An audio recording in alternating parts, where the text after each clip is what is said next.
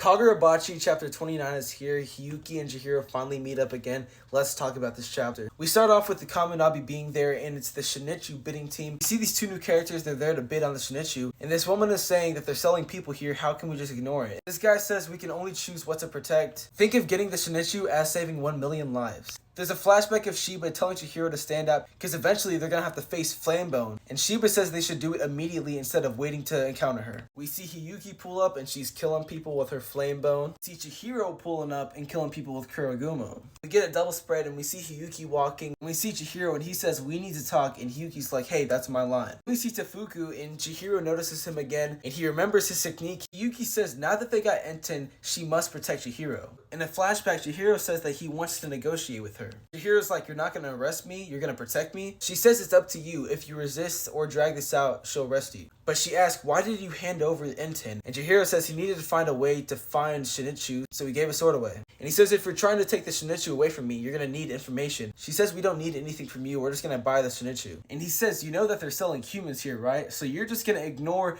everything that's going on at the Rakuzaichi and just focus on Shinichu. And she's like, yep. He's like, are you seriously just going to ignore all these people that are hurting because of this auction?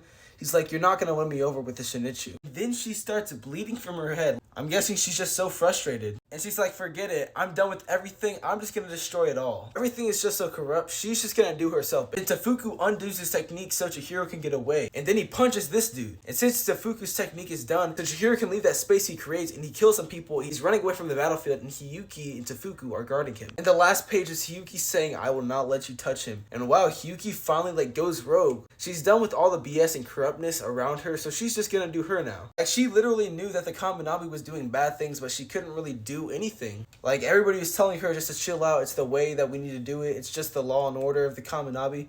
But she's like, nah, they're doing some bad stuff now, so I'm just gonna do me. It looks like their beef is settled and Chihiro is getting to the Shinichu.